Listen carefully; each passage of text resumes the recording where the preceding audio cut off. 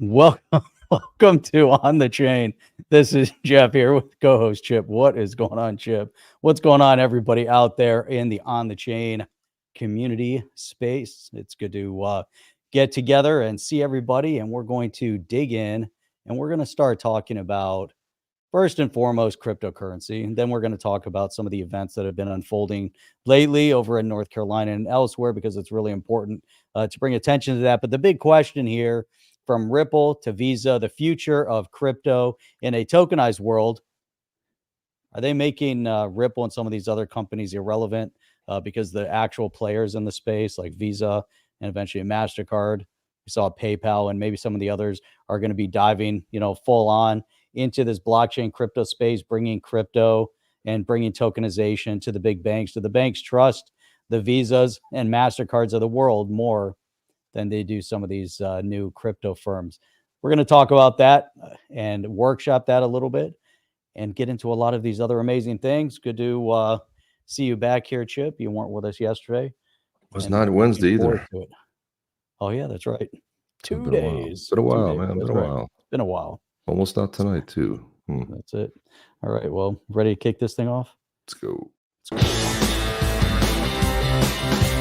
Welcome to On the Chain. Welcome On the Chain. Jeff and I were just talking that they've just massively increased the our streaming software that we use to do this. Now we've had a downgrade because, well, we like doing the show, but we don't like coming out of pocket for it. Let's put it that way. So it's fun to do the show, but it's great. We don't really want to come out of pocket to this show. But you know what I did, which is really cool. So I didn't get a chance to tell you about this, but I did go through over the weekend, and I created an Amazon affiliate store with all of our, well, I put mine together first and we'll set it up, but I put together like some of my favorite coffee related accessories. One of them, like a mocha pot, my favorite cappuccino glasses. And then if you're at the office, you can get an electric mocha pot or an Nespresso machine. I like Nespresso, so I put some of my favorite pods in Nespresso machine to have over at the office.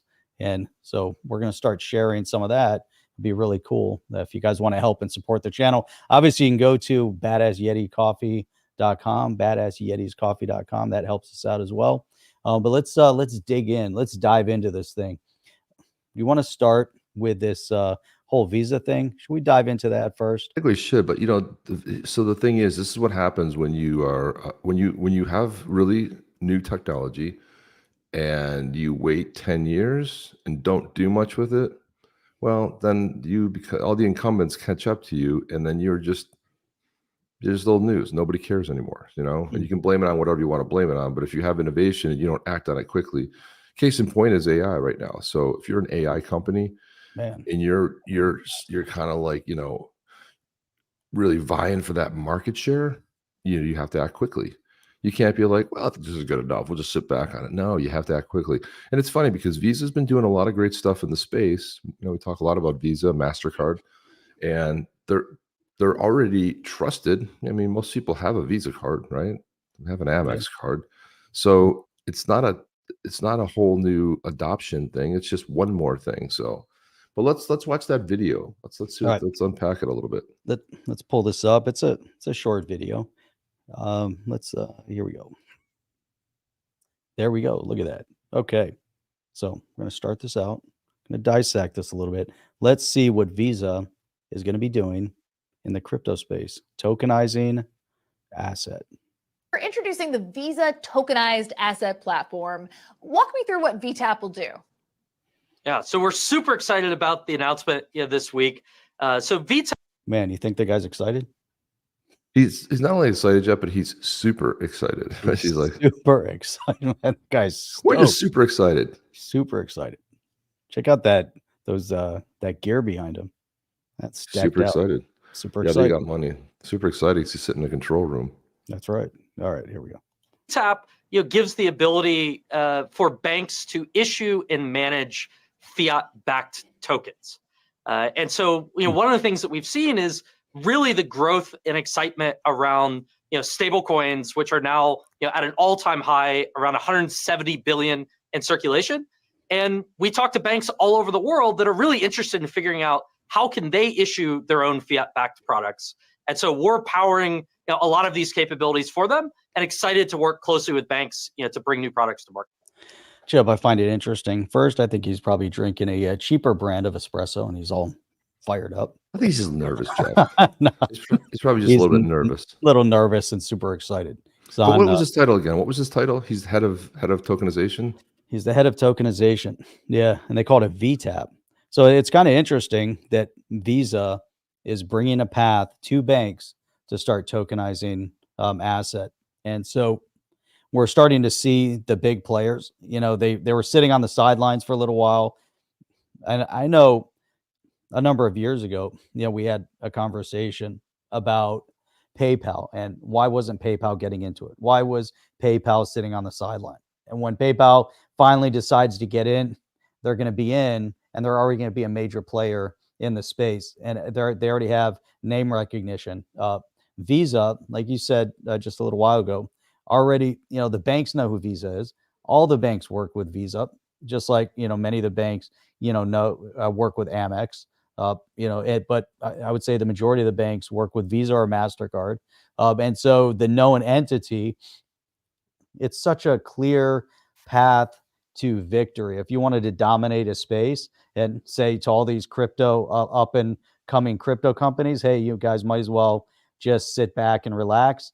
We got this. We'll take this the rest of the way, as they start acquiring some of those crypto asset companies and fold them into their own if they even need them. Maybe they've already, hired some of these people off the streets that have, maybe some of the companies didn't succeed and they're pulling talent. We don't know exactly what they've been doing, but it seems like, Chip, if you look at like what Ripple has been in the space now for 10, 12 years plus, and, they can, within a short period of time, they might be able to eclipse what even Ripple has accomplished so far. Well, the good news is about tokenization. The market is it's massive, right? So it's not like there's going to be many players, but the point is that like you mentioned, like the whole idea of an incumbent coming along and adding the digital services, you start seeing this. You're starting to see that digital custodians at banks are starting to become very popular. So it's going to gradually catch up. We're not going to be in this non-adoption phase forever. So there's going to be some more powerful players, and it's just like Visa.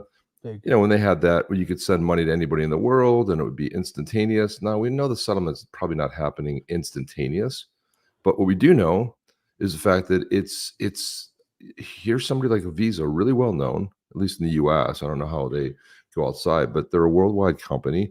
And and look at the amount of press they're getting on. They're on Crypto World on CNBC, right? So it's a very good thing.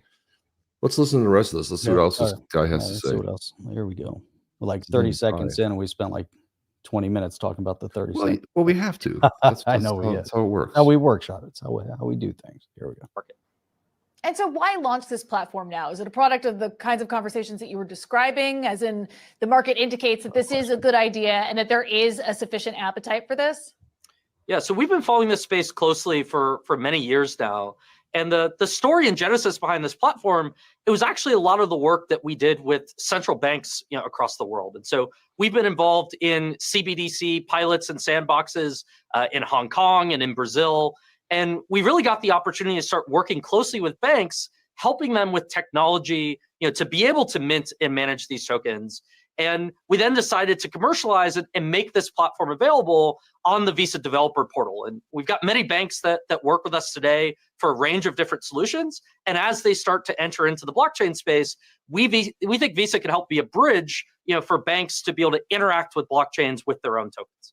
Talk about what this partnership with the banks looks like. How are you going to bring them online? What kinds of use cases do you think are going to be most relevant to them? I think this is going to be an interesting point, but there's a couple parts to it. He's already mentioning, the work with banks. They've been working with banks. They have other products that the banks, are working with Visa on. They have this in their sandbox. It's on their site. It's a fast path. So it's going to be interesting to see exactly, what are their thoughts in terms of true use case, and then what happens. What's what's the next step? How dominant do they become in this industry? From this point. Yeah. Here we go. Yeah, so our goal is really to be the easiest way that banks can get started. And I think what we found is, many banks have been researching, they've been exploring, they've been participating in working groups, but you can only learn so much until you actually, get your hands on a product, put something out there. And so we've got the sandbox that's available that we announced this week, where banks can come in, they can start, minting, burning, transferring these tokens. And there are a range of different use cases that we're seeing banks, interested in. And it really depends on the bank. There are banks that are looking at this as really blockchains becoming a modern ledger where they can do intra-bank payments that are 24/7 between their clients. We've got banks that are interested in capital market use cases, seeing the tokenization of securities and bonds and real estate. They want a cash leg to be able to trade those assets. We've got banks looking at smart contracts and new lending possibilities. Can they automate a lot of their internal processes? And so we're excited to work closely, hand in hand with banks to help them find the use cases where fiat tokens can be meaningful for their business. I'm kind of in awe of how, what their thoughts process really is, because we've looked at the Ethereum, we've looked at what Ripple is trying to do, we're looking at what Flare is trying to do. We're looking at all these different entities that are trying to do something. Here comes Visa.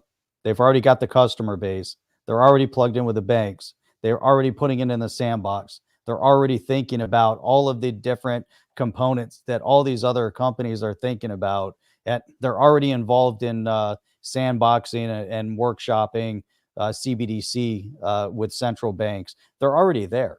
This is kind of to me, it's a massive move to bringing this entire segment into into a traditional format, moving it away from the engineering computer geek phase, so to speak, which it gets super complex and difficult on how everybody's interacting with it, to almost like what he said. He wants an oversimplification of it. He wants to make it easy for the banks to onboard. And I look at the other way, and it seems like super complex, right? The banks don't get, or might not have understood all these different variables of, they're trying, like, how do we get involved? Well, hey, leave it to Visa to try to help simplify it, for you. What's your take so far on this? Well, I mean, first of all, like you talked about onboarding. So having a sandbox. So a sandbox probably has like just a general agreement. You're going to be able to see what it's like to use to payments. They're going to give you the code base. You're going to learn how to do it. It'll have an API. And what you'll be able to do very quickly is see how it works. So there's a low risk there, and banks like risk mitigation. Anytime that they can actually do something on a platform, which because you get a sandbox, they'll just go ahead and start messing around with it. It's funny because I was looking for some more information on the sandbox itself, like to find out what the resistance is and like what the sign up for it is, like what the environment looks like. Couldn't find anything, but I don't know. Is there anything good in there? Do they have any sort of links you can hit? So here, there's a Visa developer platform. So we'll get to that in a second. That's what I want to click on. Yeah, as we get through this, though, look at this: a global network of 15,000 financial institutions. They're anticipating that live pilots the live pilots for 2025. Here we're looking at all the different aspects of it. I kind of like the name. I think it's an easy name to talk about. VTAP.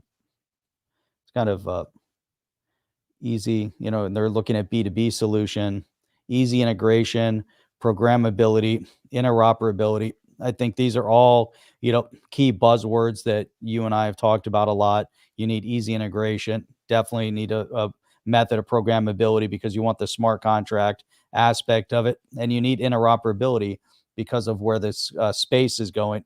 They're looking at it as well. They see all these different chains, they see all these things happening, and look at this. I mean, these guys they put something interesting together, but look at this. Visa's vision is to enable interoperability across different blockchains for banks utilizing the VTAP platform. with a single API connection. Man, you know, it's crazy that they're thinking about this, that they're, you know, pulling something together. That, let me try to open up this developer platform. See, oh, here we go. And it is being built on looks like Ethereum. But let's share this up Might be here. a misstep, but Yeah, if that's the case. Let's see. VTAP, key features, API-based integration, programmability, blockchain infrastructure, custody and wallets, sandbox capabilities, moving onboarding, something that's really critical. How are you going to onboard? If you already have 15,000 banks you work with, you roll it out. Now it's a matter of how do you, properly do that and properly and successfully onboard all these different banks. If it's a easy to use, known platform and it can be integrated, which it seems like it can easily be integrated into their existing platform, and API based integration, man, I mean, it's the onboarding should be relatively, not going to be easy, but let's call it relatively. So let's see what else we got here. Start project, product terms, ready to start. you need credentials to see the API information and the API reference, which makes sense. You have I don't to have any. I'm restricted. I'm restricted from this, just like we're restricted from Swell. Man, that's just that swell. too. That's just swell. Well, maybe the hurricane will wipe that out too. I mean, God, it seems like there's a new Should- hurricane every week. we be concerned? I think that's the big question here. See what else this guy has to say. Probably nothing more than what we just read through in 2 seconds on the article. Now, what I keep hearing is that the technology involved with tokenizing assets is really the easiest part of the equation. It took PayPal something like 4 years to issue PYUSD because it was a regulatory nightmare. And this is PayPal that we're talking about. So it's not that the technology is what's preventing people from doing this. It's really the regulatory and audit piece of this. And so my question to you is Visa doing anything to solve this piece of the puzzle, perhaps help a platform or a bank with the regulatory aspect, throw Visa's weight behind them when it comes to working with digital asset regulators? Yeah, so we've been engaging with regulators across the world, and really, we think it's important to have regulatory clarity around what are the rules for issuing a stablecoin or a tokenized deposit. And so we plan to continue doing that. However, really here the bank is the licensed issuer of the product, and so we're working very closely with the banks that we're partnering with to help them find a path to be able to test and get a product live. And we think it's not just the technology. There are also big questions around rules and standards for how these products should function. I think we've seen banks start to test and experiment with tokenized deposits and stablecoins in a very fragmented way. Banks are writing their own smart contracts. One bank's product looks very different from each other. And so I think there's a big role for Visa to play to create global standards and enable a platform where banks can issue products that can then interact with each other because they're built upon the same rules and standards, using the VTAP system. That's it. ACH, Swift, the Swift code, Swift language, all those different things are put into place in order to simplify communication and a standardized practice between banks, whether, using a third party conglomerate in order to streamline the way banks communicate with each other. And that's kind of what he's talking about. You can't have all these individual silos. You can't have Bitcoin silo and XRP silo and Ethereum silo. And then everybody has their own protocol and the way they work. It has to all be very efficient, which is why we always discuss interoperability, which is why the Flare concept, really makes a lot of sense, because they're trying to bring interoperability to the blockchain and to the smart contracts. These guys are stepping almost like they're taking this giant step forward. They haven't even, they just made the announcement. We're talking a couple days ago, and already a giant step forward. It amazes me to see the direction they're going. You have relationships. That's exactly it. It's relationships. Timothy's making a really good point here too. The BRICS nations will never ever be held hostage to the SWIFT mafia and desperate politicians. And the funny thing is as long as Ripple is a U.S. based company, they're under the same guidelines too. So if the U.S. government calls upon them to not, they're going to have to comply. So this is where blockchain's supposed to circumvent all of that because it's decentralized. So it does really, it does sort of depend on what we're going to actually see, how it unfolds. But this is, everyone's going to get into tokenization, right? So and there's room for a lot of different players there. I mean, you're talking about trillions of dollars in market, and if you took real estate just for one, and they're talking about moving funds and moving money and doing stuff. But the thing is they're going to probably make it super easy. Probably in about a week and a half, somebody can go in there, a dev team can go in there, spin up a sprint, 2 weeks, put something in their, in the sandbox, in the dev environment. And then, one of the things that I picked up on too, that I thought it was more like a sandbox, but it's actually a pilot.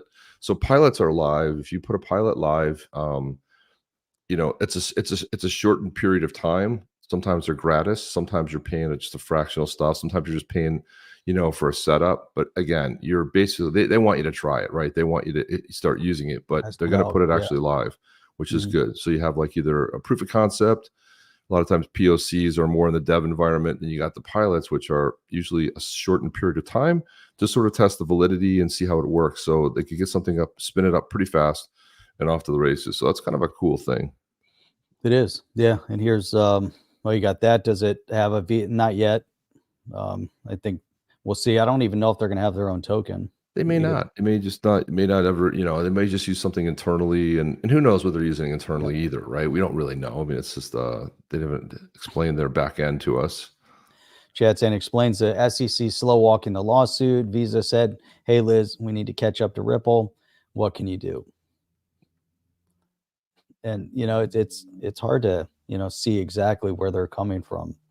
Yeah, Jim D says XRPL can easily support a diversity of trading federations even during a war. And that's absolutely true, right? So if you look at even Spend the Bits, which can actually move more securely and a lot faster than like the Lightning Network of Bitcoin.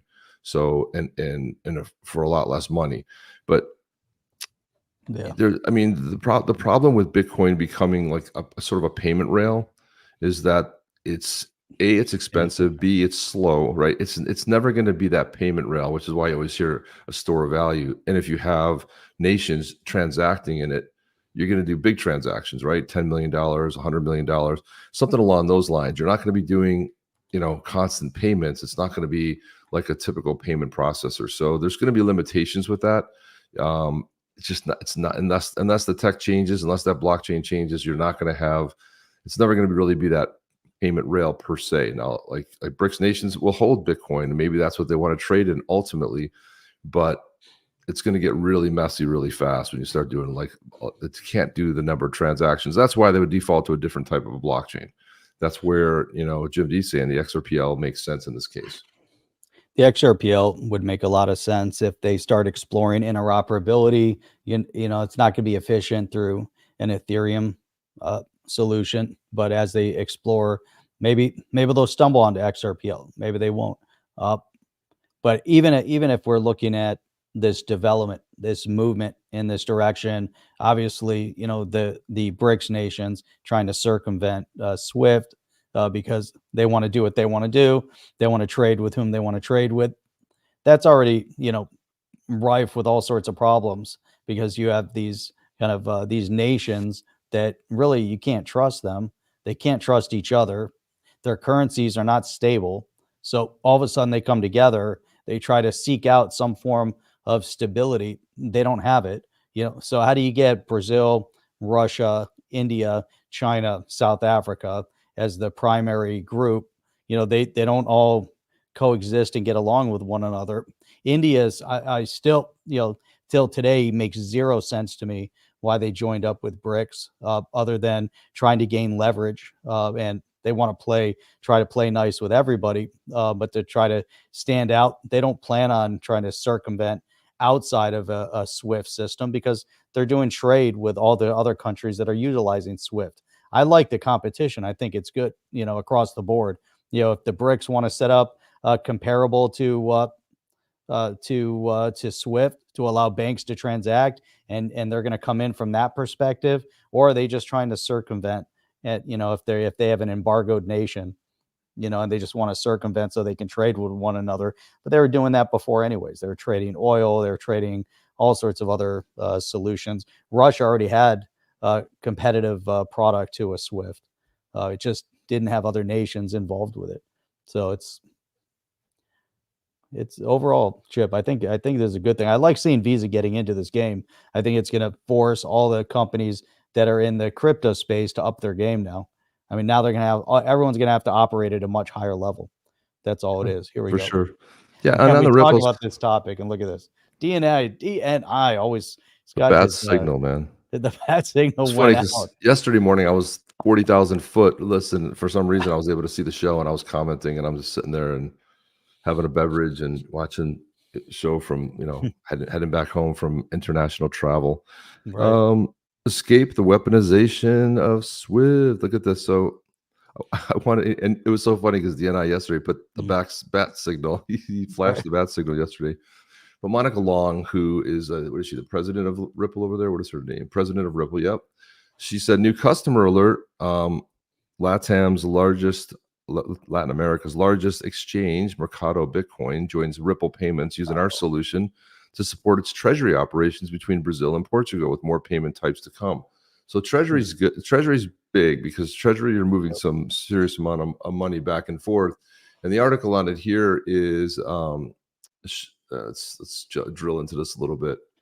So this Thursday, Ripple company and cryptocurrencies announced launch a new solution in partnership with Mercado. Remember, it's a translated article. It was in, I think it was in Portuguese. With Mercado Bitcoin, Brazilian cryptocurrency exchange, solutions should allow companies to use blockchain technology to facilitate international payments, which, according to press release, should become faster, cheaper, and more efficient in a great manner.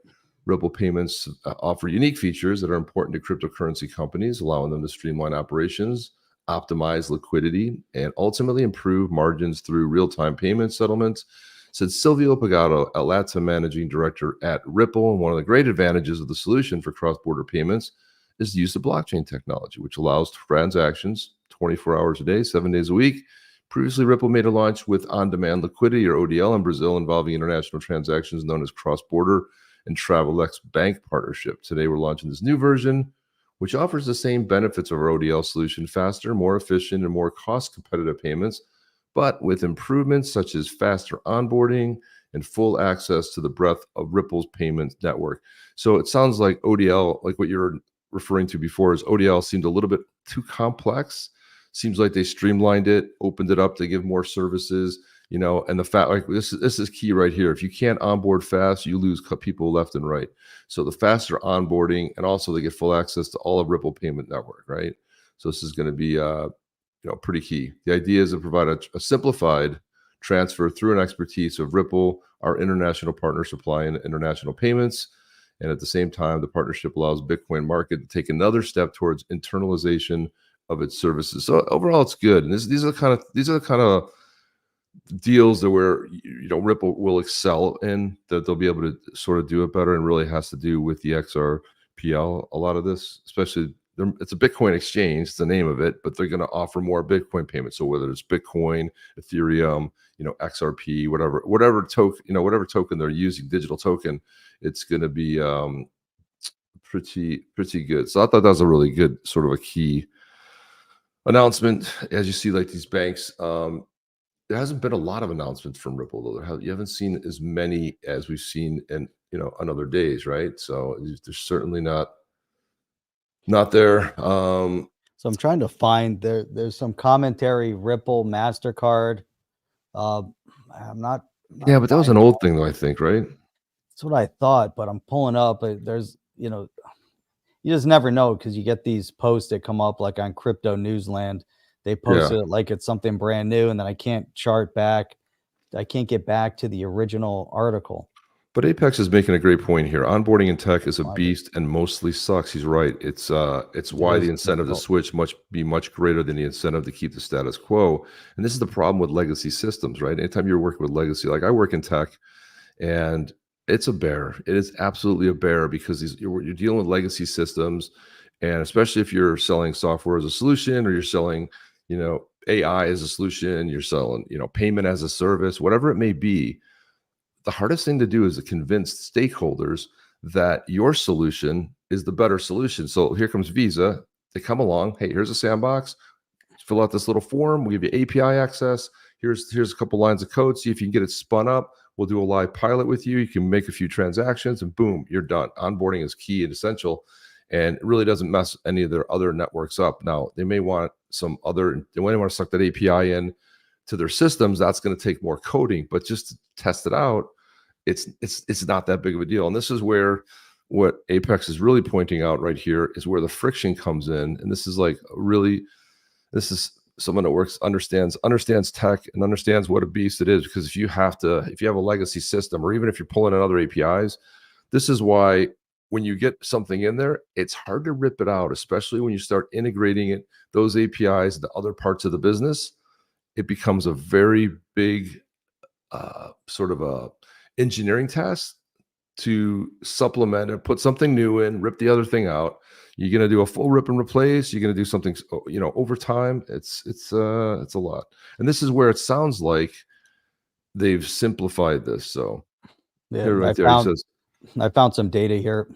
MasterCard announced this was in 2023. So this goes back, at least it was published on the block, August of 2023.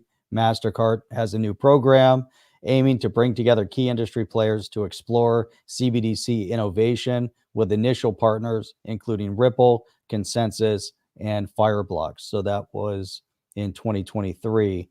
And then as we go down, we believe in payment choice and that interoperability across the different ways of making payments is an essential component of a flourishing economy.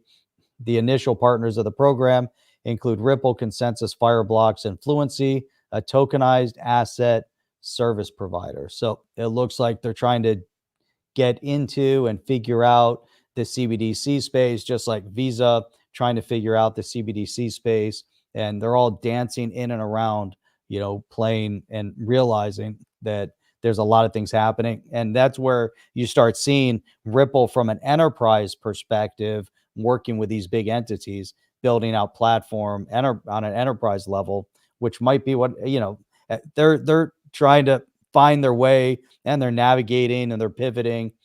And it could end up being, a full enterprise solution that Visa, MasterCard, and all these others start using. Well, time will tell to see how they start integrating and how these guys, whether they can build it for themselves. Exactly.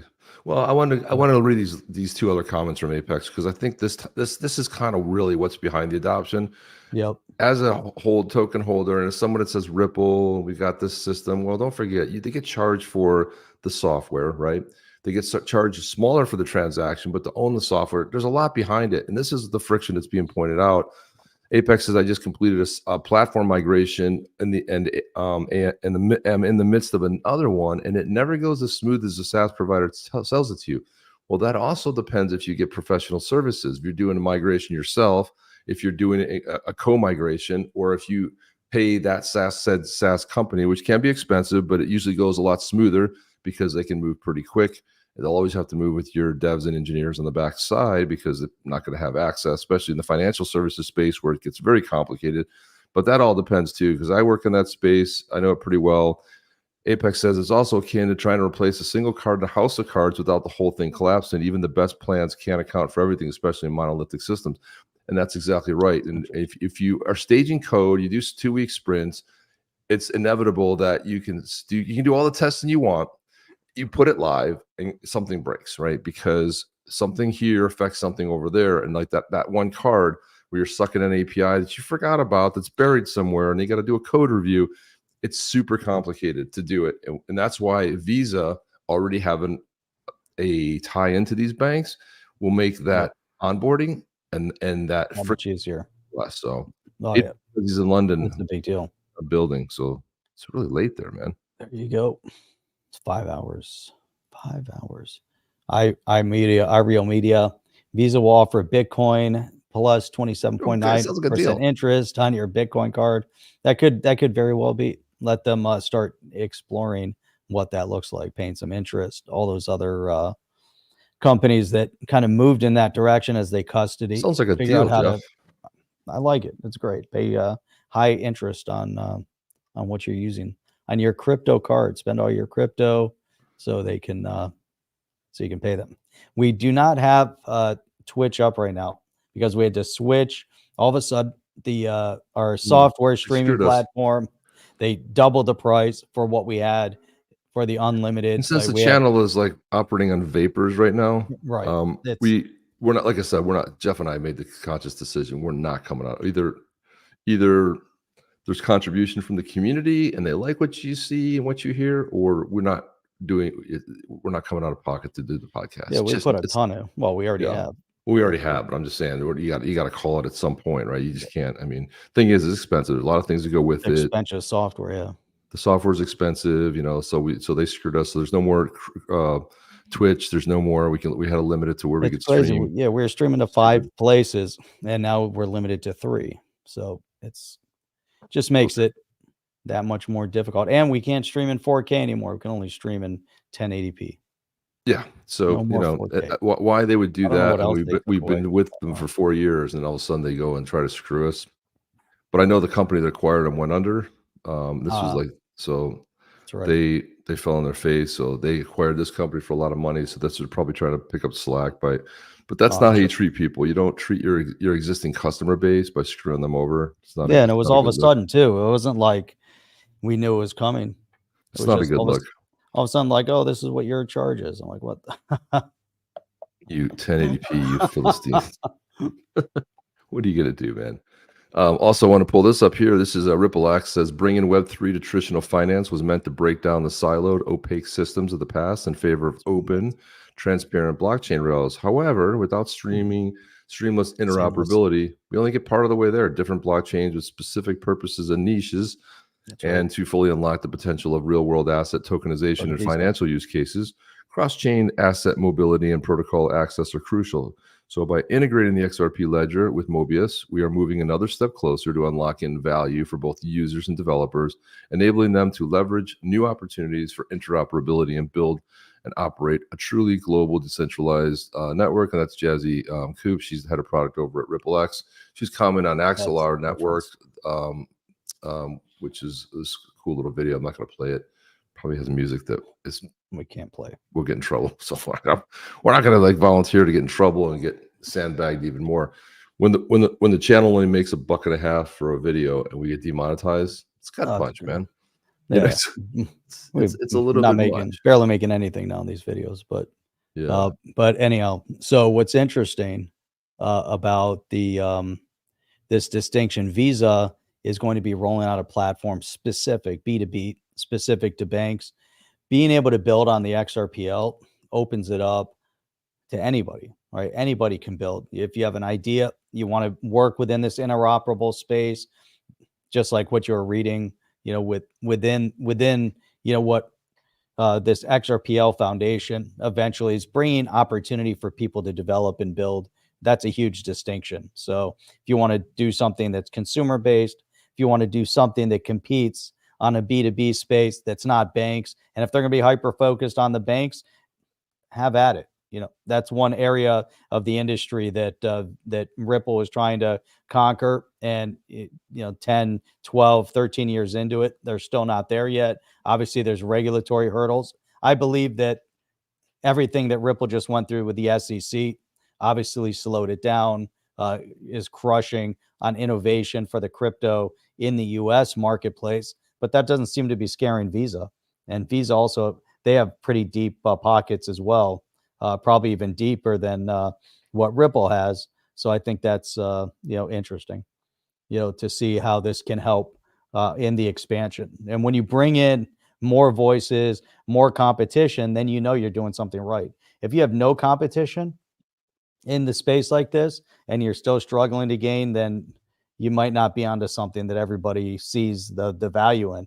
And sometimes you're first and it takes a little while. You get a player like Visa like that, I think that tells you even more that the tokenization of asset is here to stay, and we're just scratching the surface of it, and it's about to explode, right? So yeah, Nazium says democratize this.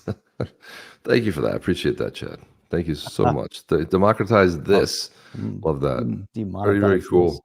No one throw this up here. Ashley, It was there was for there the for last last Twitch Twitch live. That's right. it could come back at some point. I'm gonna write these bastards and say, look, we were with you since the beginning. Screwing us over like that, man. Not Right a cool from the thing. beginning. It's a really It was bad a move. struggle being with them. Yeah. Now it's now you've made us now we hate you. Want to go to a different platform. That's where you got to start looking at different streaming software. Like, you want to treat us like that? We'll go look somewhere else, and you guys can suck it. And other people will do that too. So screw you guys. I'm gonna be assholes about it. So Ashley Proper, this is actually pretty smart here. But Coinbase has asked the judge in the case to certify its interlocutory appeal so that it may present its case to the Second Circuit alongside Ripple. Together, both cases would give the Second Circuit a comprehensive view of the SEC's unlawful approach to crypto. I believe it will be granted. Strength in number. And of course, you have Meta Lawman. It says another smart move by Coinbase. It's astounding that Judge Phelan never ruled on Coinbase's original motion for interlocutory appeal filed back in April. So these motions are normally ruled on very quickly. But sorry, didn't rule on it. So the SEC's appeal in Ripple just strengthens Coinbase's argument. And you have safety in numbers. This is good that they're getting together, because you can see that this is more widespread than just Ripple. But it's kind of weird that they didn't rule on their interlocutory appeal. That's very strange. Like April, May, June, July. That's 7 months ago, 6 months ago. That's insanity. Yeah, no, it really is crazy that things take this long. The amount of money that is spent in order to bring this, and at the end of the day, I keep going back to some of the original premise, and I talked about this a little bit yesterday, that you and I had, that it's still the fastest way towards some sort of regulatory clarity. Sadly enough. You go to the court, and the court doesn't necessarily become law, it just becomes precedent. If you want to write law, then it goes to Congress. Now, what could happen? The courts rule on it.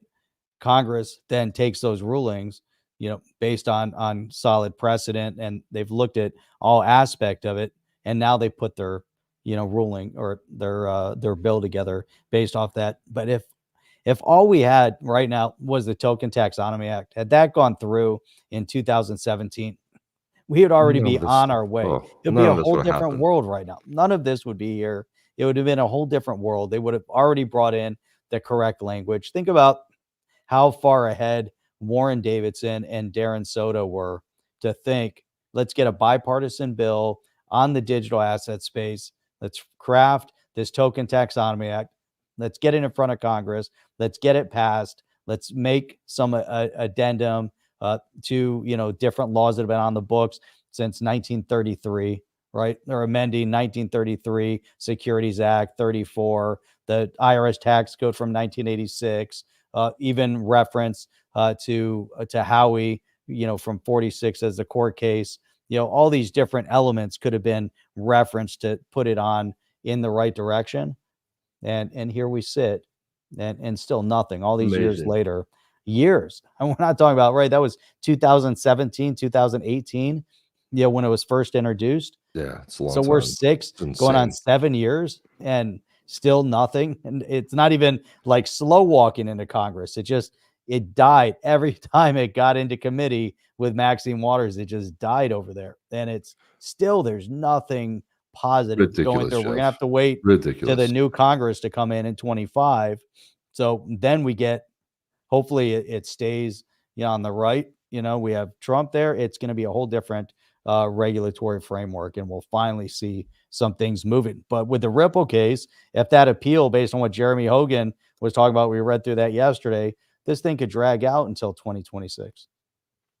Yeah, potentially, but all you have to do is like, Trump gets in office, he get rid of Gensler, goes away. See you later.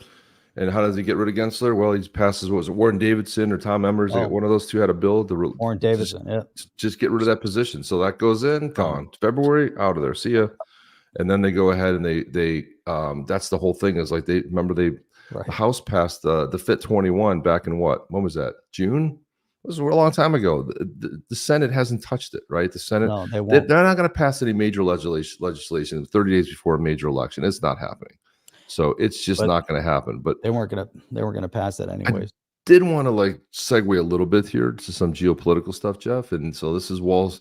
So you have Secretary Anthony Blinken comes out with this brainiac decision right here. The U.S. at the forefront of humanitarian response to the growing crisis in Lebanon, another country nobody cares about, announcing nearly 157 million in assistance today. We're committed to supporting those in need and delivering essential aid to displaced civilians, refugees, and the communities.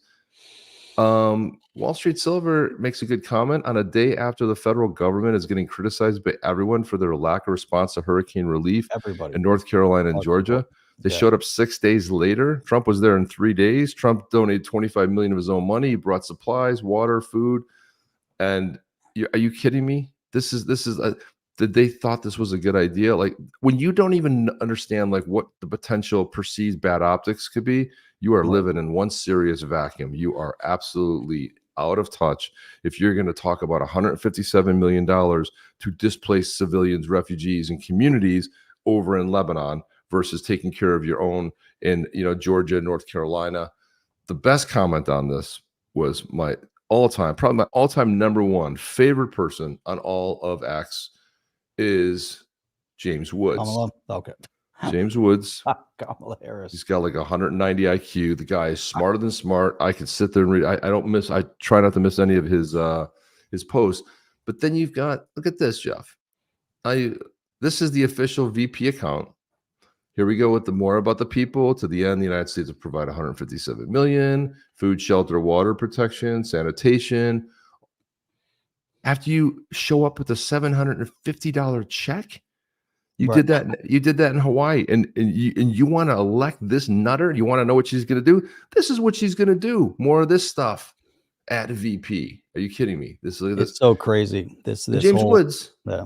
He's like, this has to be fake. I mean, even Kamala Harris, the gold standard of stupid, isn't stupid enough to post this. Certainly not while North Carolinians are pulling the bodies of their neighbors from the wreckage. It's simply inconceivable. It's How many billions have gone to what? How many billions have gone the to week before they did 2 the billion, 2 illegals? billion to Ukraine. Right. Well, 2 billion to Ukraine, but how many billions have gone to the illegals, housing illegals? Well, Billions. 1.4 billion or something out of At the least. FEMA budget. And then they said on all the shows, oh, that doesn't exist. That's not true. And someone said, well, that's weird because it's sitting right on the FEMA website. Tells exactly the budget and how much money they spent. This is where we're in a place where everything's instant gratification. And nobody goes, that seems a little bit weird. Let me go double check. Let me go do some research. Let me just hit a couple Google posts. Dude, $66 billion has been spent.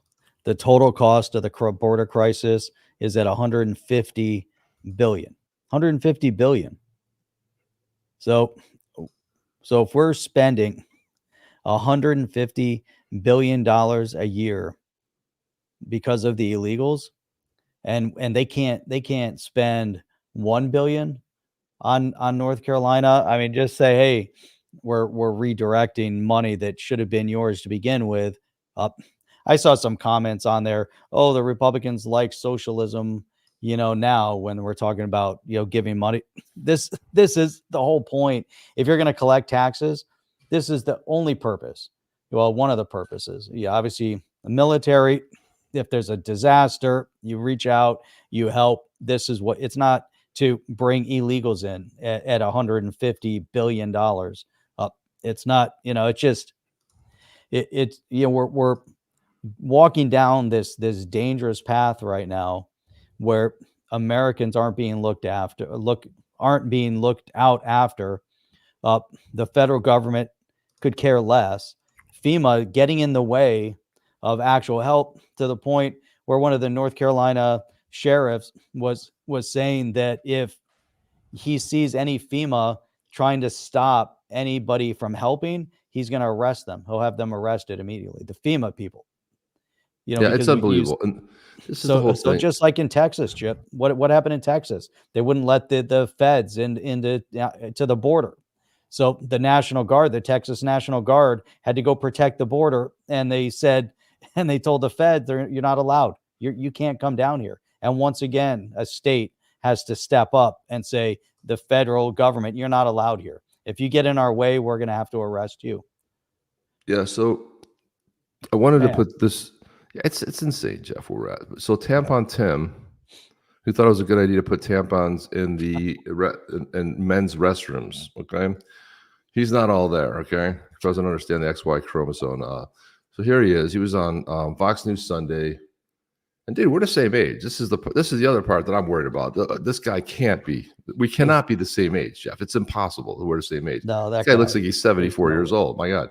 So Byron Donalds brought some truth bombs. Why the Senate border deal failed? Because you will hear Kamala Harris say, "We wanted to do the border deal, but Donald Trump called them up at 3 a.m. and said, kill it, kill it, kill it, because we want them to look bad." Well, the border bill that was killed, that actually sealed up the border and put all Trump's, closed up the border, that was the Democrats didn't want anything to do with that bill. But border bill, I called it a border bill in name only. So here we go.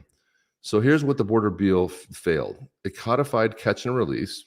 Okay, so then that's part of the normal set of operating circumstances there. It let in 1.8 illegals, but it was also, it could balloon 5,000 a day up to 8,000 a day. The president could also just forgive that number, right? So that's what would have happened. Then you got funding sanctuary cities. What's that doing in a border bill? Fund the NGOs moving illegals. So now you can have more money coming in to give them the EBT cards and the housing. Then you had lawyers for illegals. You were going to actually hire attorneys. That's what was in this border bill. So also work permits for illegals. They're going to work and take jobs from Americans. Nothing to deport illegals. There's no language in there for you to actually deport somebody. There was no intermediate wall funds. There was weak asylum screaming, and $60 billion to Ukraine was in the border bill. So if you want to know, I would bookmark this. There's a couple other things, but Byron pretty much touched on all of it. There it is, 10 things. It was a border bill in name only. It was an absolute 100% joke of jokes. And 1 and 2 right away should nullify it, right? Codify catch and release, and bring in 1.8 million of them. Right. Well, it was, but the thing was, there's also some clever language that it could be suspended for a period of time. So in other words, they just pass it to say we passed the border bill, and then they just suspend it. So it's just BS. You know why, Jeff? Because I read the bill. I read it twice. I had to read it twice because a lot of that stuff didn't make sense, and it was complete garbage. Yeah. Let's watch this. We've always heard this argument about socialism versus capitalism. We've all heard that old story, like what happens if you're in school, and what if you get a 4.0? Should you share that with somebody who's doing not as well as you? Well, let's just see how this applies in the real world. Either have in America socialism or capitalism? I would say socialism. How do you view the word socialism, favorably or unfavorably? I guess I would go with favorably. Like, I have family in Europe. They go to college for free. Their healthcare is paid for. They don't have to worry about it at all.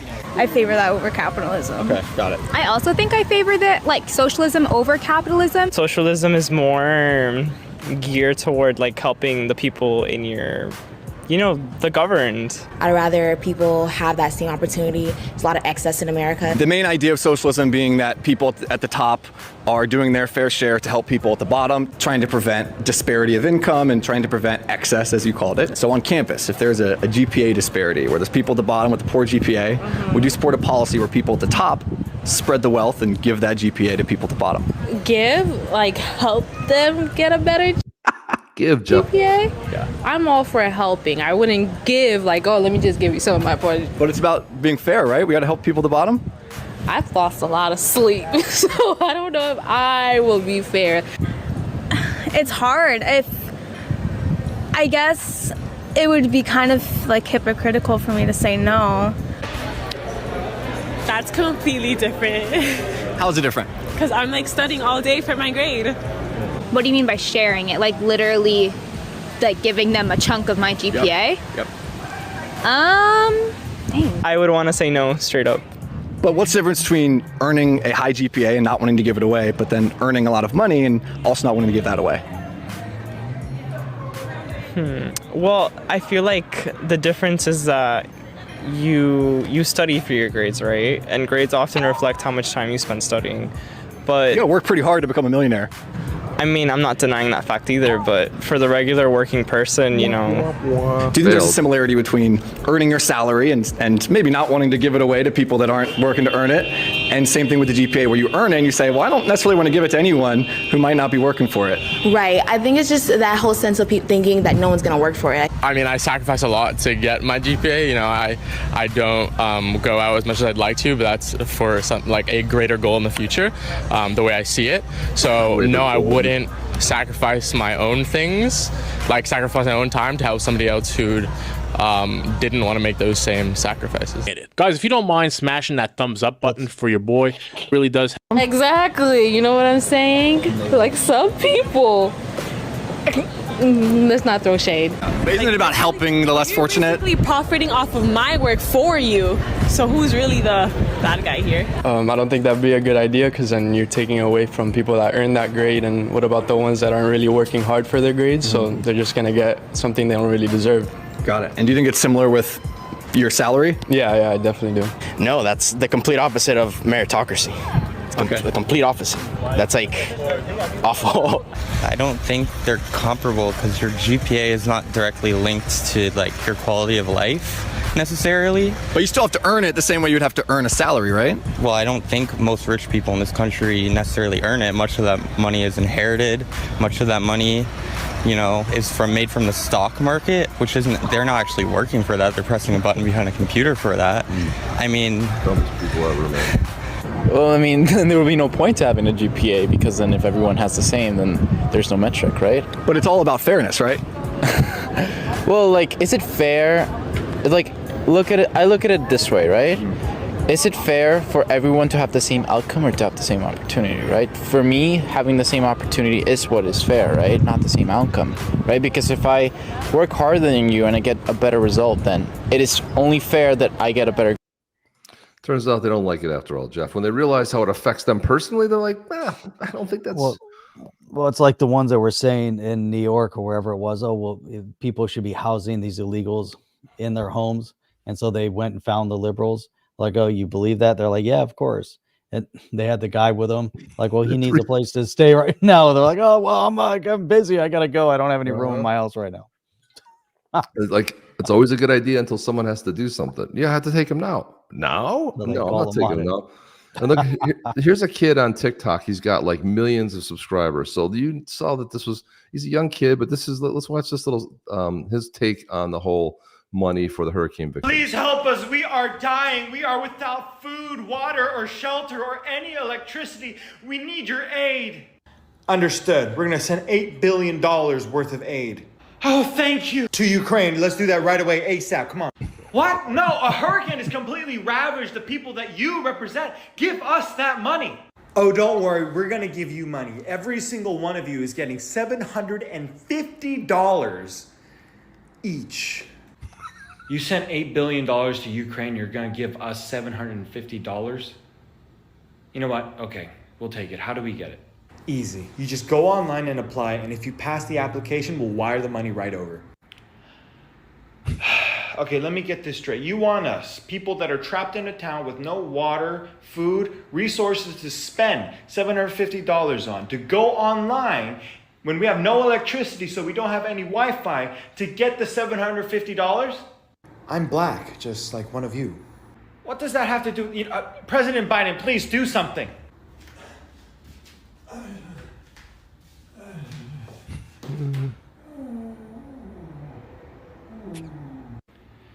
We used to be respectable. Used to be. Yeah. It's great to see that from young kids that are just bringing it, man. Yep. Hey, just so if we haven't seen these, there's two quick videos that I wanted to play. We can just kind of do the beginning.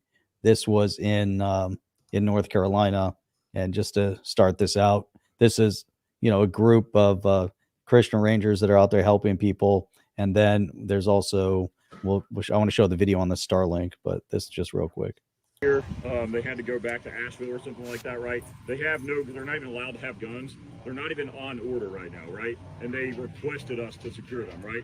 So that's an ongoing thing. We've been doing it for 2 days now. We're going to continue to do it. That's the right thing to do, okay?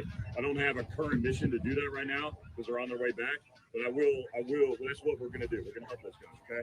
In addition to that, we're supporting the EMA, right? And that's the coordinations I have daily. Following this, I got to go back over there.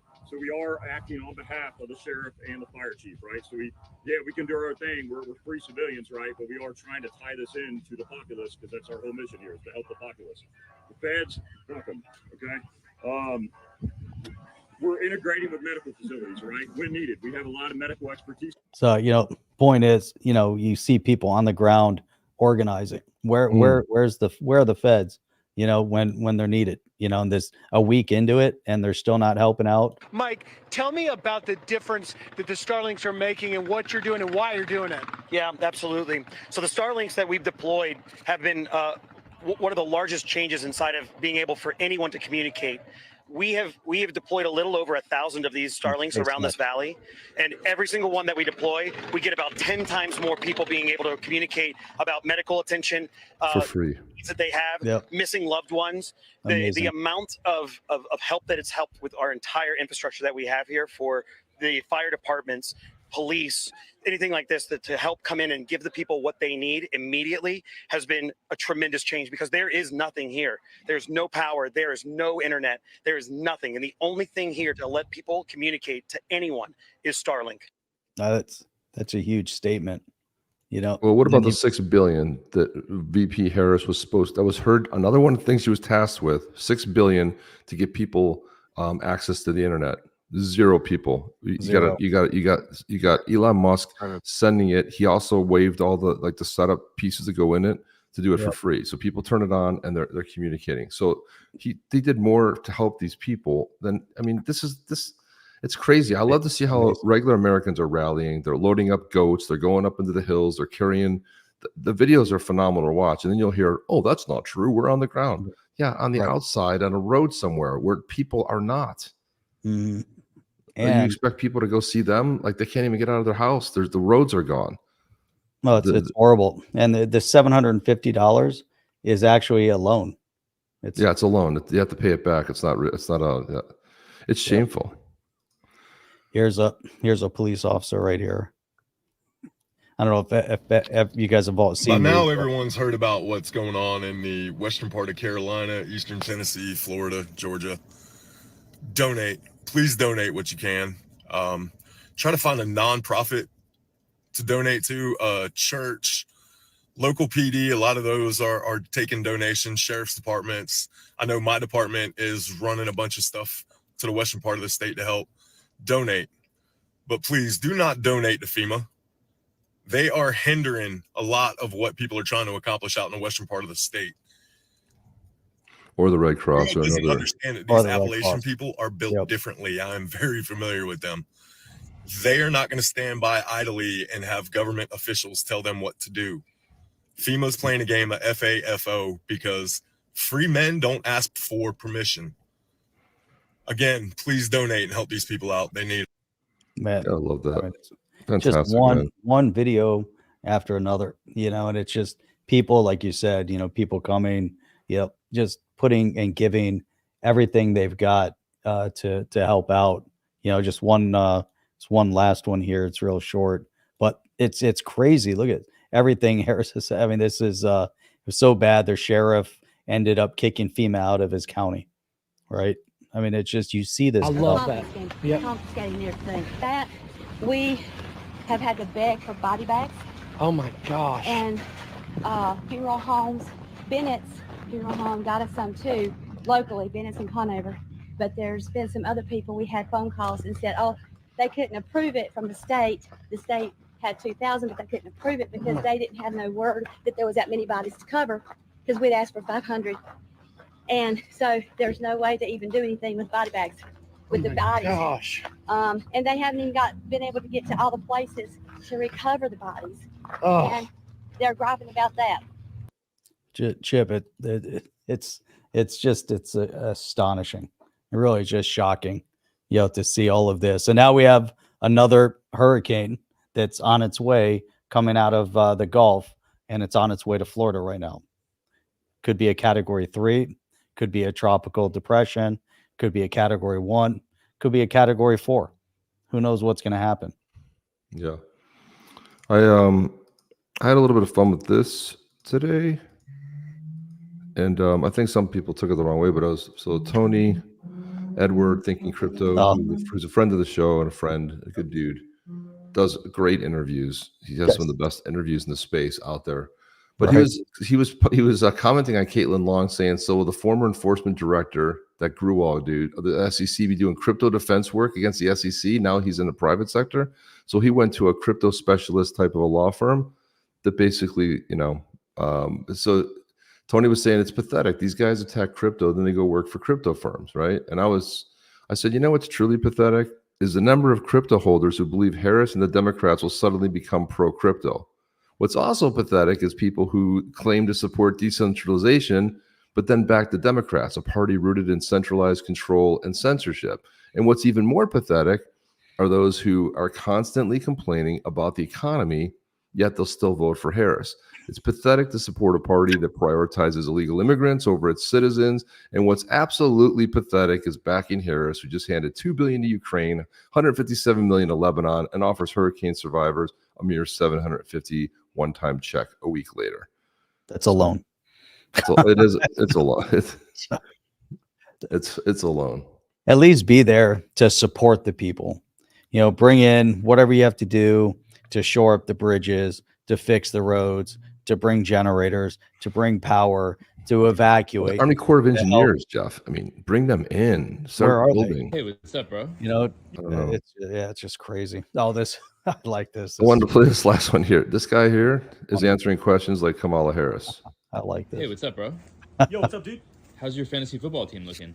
Oh, well, I was born in a middle-class family, right?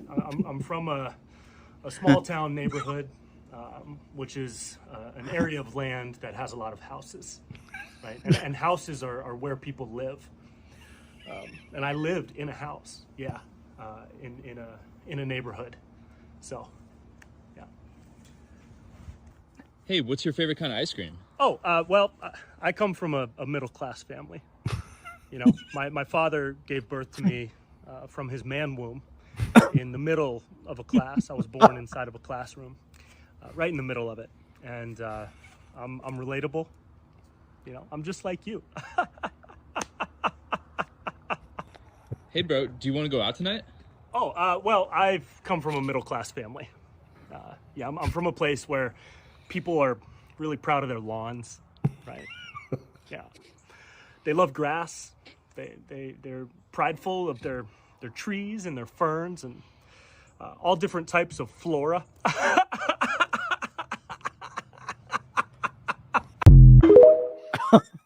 It's a flora. Oh my god! He actually said that they're proud of the grass. Oh my god! Same shit in Hawaii. Yeah. There you go. That's another one, man. Hawaii's still a big question mark, Chip. Whatever. Well, conspiracy theorists, they locked everyone out. No one can go to their homes. They locked everyone out because developers have been trying to get that land for like the last 40 years, and the locals don't want to sell out to them. They want to build beachfront stuff. It's a great part of the island, and you're like, you're a conspiracy monger. New conspiracy. Now the new conspiracy is apparently, and again, I don't know this for a fact, but apparently the greatest lithium deposit is right around that town, and there was some contracts that were signed recently, and they're like, well, could you steer a hurricane into it? Could you wipe everything out? Could you destroy all the land? I don't know. It might be a long shot, but it is kind of weird that the largest lithium deposit happens to be in that western, North Carolina. Just weird kind of coincidence, So who knows? I don't know, man. It's all. But how about this hurricane coming out of the Gulf? Well, we've never seen a hurricane spawn from the Gulf. It comes off the coast of Africa. That was what we were talking about earlier. Yeah, that is so bizarre. No, it doesn't look good at all. It looks horrible. It's massive. I'm supposed to fly out on Tuesday. That ain't happening, Jeff. You're not flying anywhere, bro. You ain't flying anywhere. I'm supposed to fly out again on Sunday. You ain't flying out anywhere, buddy. That is not happening. Sunday's got to happen. Tomorrow, I don't know. Can we just play one last video before we get out of here? Just one last one. Let's keep playing these videos. These are awesome. These are fun. Constitutional republic, not a democracy. The ideal of a democracy is universal equality. The ideal of a constitutional republic is individual liberty. A democracy always degenerates into dictatorship, which promises government-guaranteed equality and security, but it delivers nothing but poverty and serfdom for the people it robs and rules. America was founded as a constitutional republic to safeguard the liberties of the people against the tyranny of democracy or of one-man dictatorship. In this century, great strides have been made toward the goal of subverting our republic into a democracy. The foremost tactic of the subverters is subversion of language. By calling America a democracy until people thoughtlessly accept and use the term, the totalitarians have obscured the real meaning of our principles of government. That's bang on. And, you know, it's so funny when people say, when the Democrats say that Trump and Elon Musk and other people are a threat to democracy, they're really right. Because if you want a democracy, you end up with one-party rule, you end up with dictatorship, you end up in poverty, right? This is what it is. And democracy is doesn't protect the little guy, where a constitutional republic protects everybody, right? So what do they want to give up? They want to give up the electoral college, right? They want to stack the Supreme Court. They want to put as many judges as it takes until they get the majority. Right. These are the people who hate you. And if you're dumb enough to vote for him, that's on you, man. I'm sorry. This is even if you look back at John F. Kennedy, he would have been considered leaning to the right. I mean, if you look at his policies, he was big on tax. He put tax cuts in. He was big on strong on defense. Like he was a guy who was strong offense is a good defense. He wasn't a guy that was trying to go to war. He was trying to diffuse stuff. Like he was trying to avoid war. He was visionary. And today, a guy like that. So if you're a JFK Democrat, that they've been dead for a long time. If you've been an old school Democrat, that's not this party. So I have watched lots of people say things like, well, I actually saw a woman. I wish I could find the video. I tried to find it, Jeff, but she was talking about the fact that her, she can't bring herself to vote for Kamala Harris, but she hates Donald Trump, and she got squared off on it in a good way. She said she talked to a good friend of hers who was looking for a surgeon, and he said, you know who I picked for my surgeon? Wasn't the nice guy. It was the egotistical, self-absorbed, whatever. One, yeah. Remember seeing that video? That was who I chose, because that person was going to do the best job, because they believed that they were the best and they could only have the best outcome versus, and she said, and that's why I'm voting for Donald Trump, because I can't stand him, but I know he'll defend the country. I know we won't get into new wars, and I know we'll have a great economy, but I hate the guy. I'm still voting for him. I'm like, well, if that's the logic you have to use, I'm sorry that's what makes you believe it. That's the logic, right? So that's what it is. I'm just looking at this thing here. Look at this. This is crazy. What are you looking at there, Jeff? Oh, geez. It looks like it's going to take all of Florida out, Jeff. But it just kind of spun up all of a sudden here. Which is very unusual. It didn't come in and circulate. I think it just started like out of nowhere. Yeah, right before an election. Sure. All these disasters taken out. It's weird how they're just taking out red states. It's weird. It must be a conspiracy guy. And Tampa just had 9-foot surges. You had Siesta Key, Naples, Fort Myers again, Tampa. All those areas had massive surge. Clearwater Beach had 5 feet of sand, inland boats. That whole area, almost impossible to find footage. Like last week, I was looking right after. I'm like, why? How come there's nothing on the news? Why are you not seeing anything about what's going on? Even North Carolina, it took a while to actually see anything, and you have to go on and hunt videos to see and find out what's going on. And now this hurricane's coming. I have no idea. I mean, hopefully it just peters out. And you're bunkering down or hunkering down? Bunkering down. I'm gonna hunker down in the bunker. Yeah, Apex says most classical liberals like myself left the Democratic Party years ago. Yeah, and it's sad, man. It really is sad, but it's not the party. It's not the JFK party.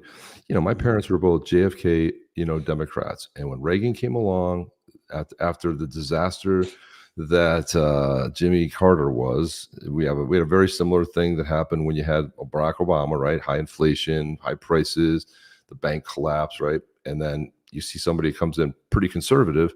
And so, yeah, they became, Reagan Republicans right after that. That's what it was. But they didn't change it for a while. They were still Democrats. I think they'll change it until like after they voted for Reagan twice. So there you go. There you go. Please don't go all. Wait a minute. Well, this is what I like about RFK, because RFK, if you want to see, hang on, if you want to see RFK Jr., if you want to see what they've done to him, they kept him out of the primary. Here's a guy that's popular. They kept him out of the primary. And when Joe Biden supposedly stepped away from running, they just anointed. These are the people that talk about democracy, the democracy of the rule of the masses. That's what they want. We're going to rule you. We're going to tell you what to do. If their ideas were strong and they could stand on their own, they wouldn't have to censor differing opinions if they were so good. But they're not. That's the whole point. They're not.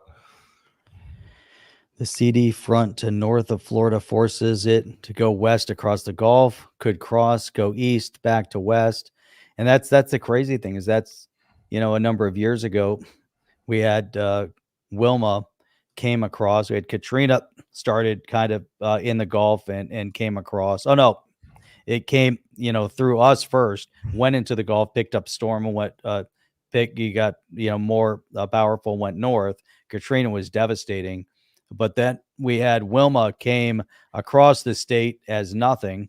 It was like a tropical storm. And then it went out into the Gulf, turned around, and then came straight back, and came back as like a category 3, maybe a low 4, and was devastating. It came right over the eye of the hurricane, came right over our house. Came straight across. It was the most eerie thing, because I remember when the eye of the hurricane hit, it was like crazy, crazy, crazy. And wind and everything, and the lake water's being lifted and thrown at the house, and then all of a sudden just dead quiet and so calm. Eerie. And I tried to get the dogs out. I'm like, this is your time. We got to go outside. We got to run out. Roof tiles everywhere embedded in the ground and everything. And then you could see the back end of the hurricane coming. He come back in, and that was even worse. Well, I remember it was the one hurricane that came full steam. It was like a category 4. It came and it stopped at the coast and then went right up the coast and hit hit Georgia, or like that was like we were expecting a huge one. Yeah, no, that was recent too. Didn't we just have that one? That was maybe a couple. There's so many, Jeff. I can't remember them all. But anyway, we got to get out of here, man. We got to go. I got to go. I got to run out real quick tonight. So let's get out of here. Let's call it. Let's get out of here. That's it, guys. We will see you guys on the next one. Chip and Jeff out. Today. See you on the next one, guys. Are you down with OTC? Please like, subscribe, and click the bell to be notified when the next video drops.